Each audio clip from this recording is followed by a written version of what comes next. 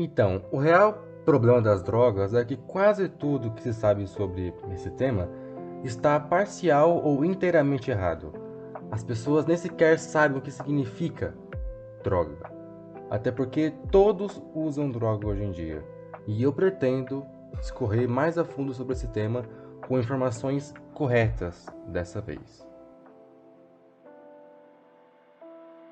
Primeiramente, drogas são uma constante antropológica. Em termos simples, elas estão presentes na história humana desde o início, muito provavelmente. Alguns especialistas, inclusive, especulam que os hominídeos já usavam drogas também, porque há alguns primatas, como os chimpanzés, que usam ervas que não fazem parte de sua dieta para se tratarem quando estão em algumas condições específicas. Ou seja, chimpanzés usam drogas. Mas é óbvio que imaginar hominídeos chapados por aí é algo meio irreal. Isso porque na época eles usavam essas substâncias para fins medicinais. Mas é meio bizarro pensar que drogas, algo que destrói vidas mundo afora, é também usado para medicina. E como isso é possível? Para entender esse rolê, há de se entender o que é droga, e para isso há de se entender os três estados essenciais do ser humano: vigília, sono e sonho. E drogas são substâncias que normalmente não são nutricionais, ou seja, não enche barriga, mas mesmo assim tomamos para estimular um desses estados em detrimento do outro. Psico ou neuro analéptico estimula e psico ou neuro léptico desestimula. E tem os psíquicos ou neuros dislépticos que não necessariamente estimulam ou desestimulam, mas muitas vezes alteram nossa dimensão onírica, tipo os alucinógenos. Mas não se engane aí, tá? Ficar chapado é apenas uma das várias funções das drogas. Desde as tribos mais primitivas até as religiões atuais, tipo Rastafari, drogas possuem um sentido religioso e são usadas para estabelecer contatos com divindades e também meditar. Ao contrário do que alguns preconceituosos poderiam alegar, isso não é coisa de índio ou macumbeiro. Existem vários ocidentais, até mesmo intelectuais, que usam drogas nesse sentido. O caso mais famoso, que me vem à mente pelo menos, é o do Aldous Huxley.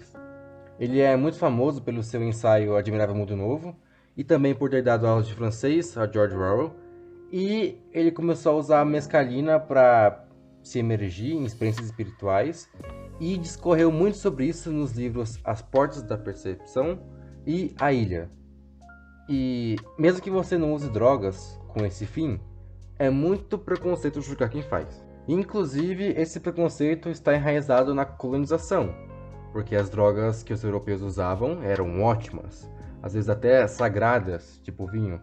Mas a farmacopeia indígena e de qualquer outro povo, que não fosse deles, era do capeta, ou qualquer coisa assim diabólica e tal. Até parece que eu tô defendendo as drogas, mas na verdade, você que tá vendo o vídeo, provavelmente já é um drogado. Isso porque as coisas que a gente consome diariamente, como café e açúcar, são psicoanalépticos, ou seja, droga. Aliás, isso já é uma opinião minha, não é fato que nem eu tenho falado até agora. Mas eu acho que se esses efeitos dessas drogas fossem isolados, né, em compostos assim separadinhos, né, do resto dos componentes, que nem os cartéis fazem para deixar o povo viciadão, provavelmente você teria um infarto bem rapidinho.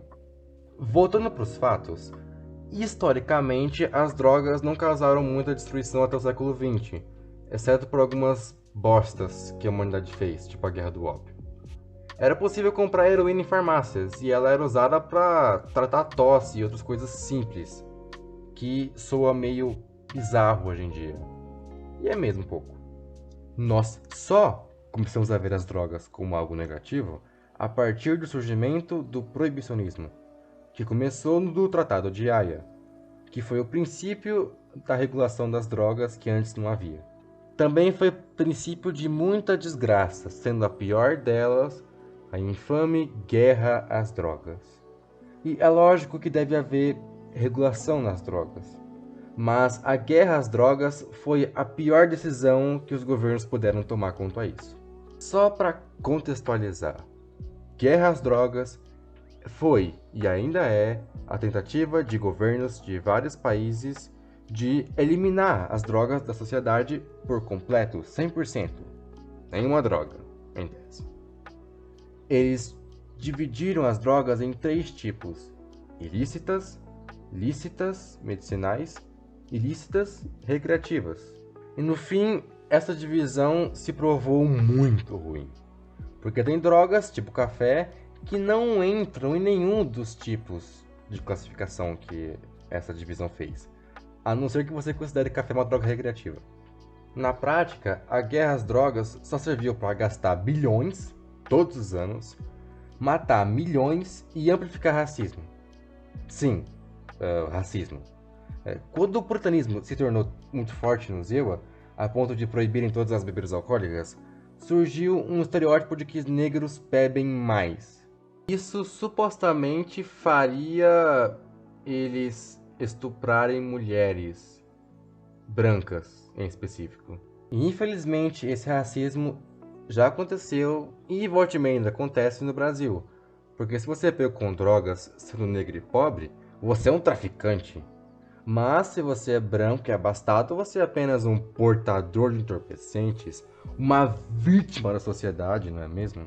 Lógico que isso é só a ponta do iceberg. Eu vou pôr alguns vídeos, material de estudo no geral, para você se aprofundar nesse assunto, caso você queira. Mas enfim, se a guerra às drogas não resolve o problema das drogas, o que resolveria? Bem, alguns países desenvolvidos, tipo Suíça e Canadá, implementaram algumas soluções alternativas e tiveram um relativo sucesso. Obviamente, não se pode comparar o Bostil com tais países, mas ainda assim são exemplos a serem seguidos. E novamente, eu vou deixar um conteúdo que se aprofunda no assunto na descrição, mas, em suma, a Suíça passou por uma crise gigante nos anos 80 de heroína, e o governo tinha que resolver isso de alguma forma. Então eles, ao contrário dos Estados Unidos, aceitaram que não é humanamente possível erradicar as drogas 100% e adotaram uma política de controle de danos. Eles abriram centros legais de heroína. Lá, as pessoas receberam heroína balanceada junto a acompanhamento médico, algo que os cartéis jamais poderiam prover. Até porque, muitas vezes, o que os cartéis vendiam não era nem sequer droga, e sim um monte de coisa diluída no meio da droga, que é pior que a própria droga em si. Além de também proverem assistência social, aqueles que não queriam continuar usando drogas. E funcionou? 70% dos viciados aceitaram o tratamento, e as mortes por overdose foram mitigadas em 50%. Lógico, esses números poderiam ser bem melhores, mas se comparado ao Zewa ou Brasil, essa é uma vitória bem da hora até. Enfim, esse vídeo aqui é apenas introdutório. Muita coisa do material de estudo ficou fora do vídeo. E como eu disse, vai estar tudo na descrição para mais informações. Eu evitei dar minha opinião sobre o assunto para focar nos fatos, embora eu tenha escapulido algumas vezes. Mas se você quiser ver a minha opinião mais a fundo sobre isso, você pode acessar o meu Twitter, que vai estar aí na descrição e na tela. A gente se vê na próxima, até porque ainda há muito a se estudar.